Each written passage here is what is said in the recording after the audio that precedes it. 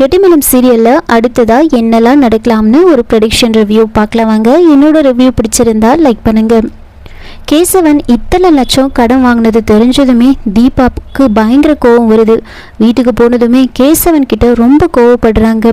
இவ்வளோ பெரிய விஷயத்தை நீ என்கிட்ட இருந்து மறைச்சிருக்க, பிஸ்னஸ் எப்படி போகுதுன்னு கேட்கும் போதெல்லாம் நல்லா போயிட்டுருக்கு அப்படி இப்படின்னு சொன்னியே, இத்தனை லட்சம் கடன் வாங்கி வச்சிருக்கியே, என்னை எல்லாரும் முன்னாடியும் தலைகுனிய வச்சுட்ட. எங்கள் அம்மா அப்பாவை எதிர்த்து உனக்காக நான் லோன் போட்டு ஒரு பிஸ்னஸை ஸ்டார்ட் பண்ணி கொடுத்தா நீ இப்படி என்னை துரோகம் பண்ணிட்டியே, எனக்கு மோசம் பண்ணிட்ட அப்படின்னு சொல்லி ரொம்ப கோவமாக பேசுகிறாங்க. இவ்வளோ பெரிய பொய்யை என்கிட்ட இருந்து நீ மறைச்சிட்ட அப்படின்னு ரொம்ப கோவமாக பேச, நான் வேணும்னு மறைக்கல, நீ ஃபீல் பண்ணுவேன் தான், நீ கஷ்டப்படுவேன் தான் நான் இதெல்லாம் உங்ககிட்ட சொல்லலை அப்படி இப்படின்னு சொல்ல, தீபா இல்லை இதை என்னால் ஏற்றுக்கவே முடியல, இப்படியெல்லாம் பண்ணி வச்சிருக்கே, இனிமேல் நான் உன் கூட இருக்க மாட்டேன், இந்த வீட்லேயே நான் இருக்க மாட்டேன், நான் என்னோட அம்மா வீட்டுக்கே போகிறேன் அப்படின்னு சொல்லி தீபா அவங்க ட்ரெஸ் எல்லாம் பேக் பண்ணிவிட்டு நான் வீட்டை விட்டு போகிறேன் அப்படின்னு கிளம்புறாங்க. எல்லாரும் எவ்வளவோ எடுத்து சொல்லுவாங்க, ஆனால் தீபா அவங்களோட முடிவில் ரொம்ப பிடிவாதமாக இருப்பாங்க. நான் இங்கே இருக்க மாட்டேன் அப்படின்னு சொல்லி இங்கேருந்து கிளம்பி போகிறாங்க. அதுக்கப்புறமா கேசவன் ரொம்பவே ஃபீல் பண்ணிட்டு இருப்பாங்க. வெற்றிக்கு இந்த விஷயம் தெரிய வருது. சரின்னு வெற்றி என்ன பண்ணுறாருன்னா கேசவனுக்கு கால் பண்ணி தனியாக வர சொல்லி சொல்கிறாங்க.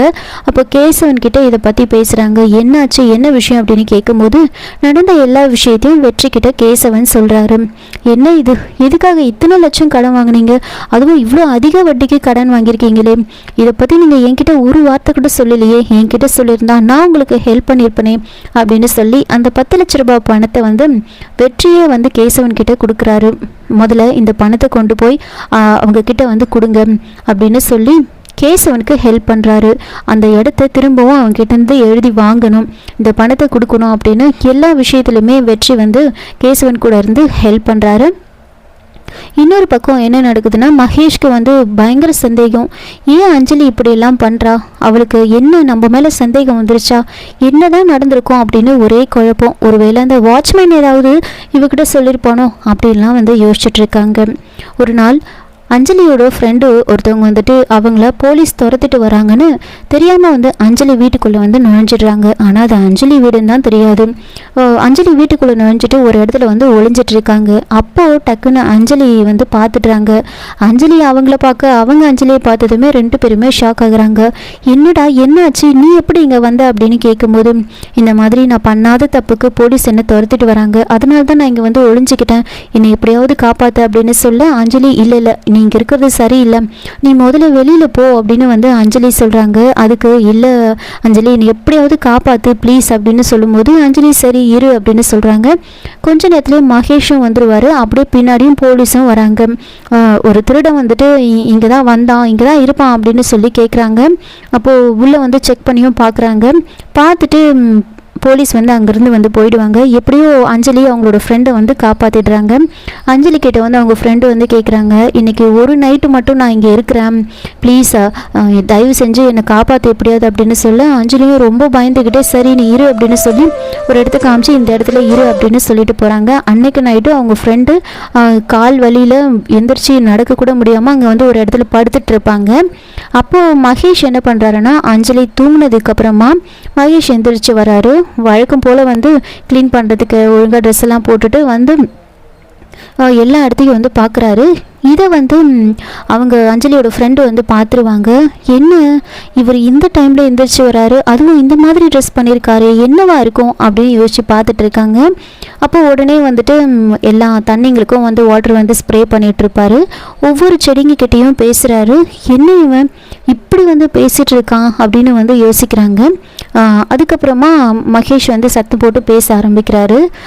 இன்றைக்கி நான் அஞ்சலி கிட்ட இதை பண்ணலான்னு நினச்சேன், அதை பண்ணலான்னு நினச்சேன், ஆனால் பண்ண முடியாமல் போயிடுச்சு, அந்த போலீஸ்காரங்க வந்துட்டாங்க, அவங்கள ஏதாவது பண்ணணும், ஏதாவது பண்ணி கெடுத்துடுறாங்க அப்படின்னு சொல்லி அவரோட சுயரூபத்தை வெளியே காமிக்கிற மாதிரி நிறைய விஷயத்த பேசுகிறாரு. இதெல்லாம் பார்த்ததுமே அடப்பாவி இவன் பெரிய சைக்கோ போல இருக்கே, இப்படி சைக்கோ மாதிரி பேசுகிறானே இவன், இந்த விஷயம் அஞ்சலிக்கு தெரியுமா என்னன்னு தெரியலையே. கண்டிப்பாக வந்து தெரிஞ்சிருக்க வாய்ப்பில்லை. அஞ்சலி தூங்குனதுக்கப்புறமா எந்திரிச்சு வந்து இந்த மாதிரிலாம் பண்ணிகிட்ருக்கான் இவன்.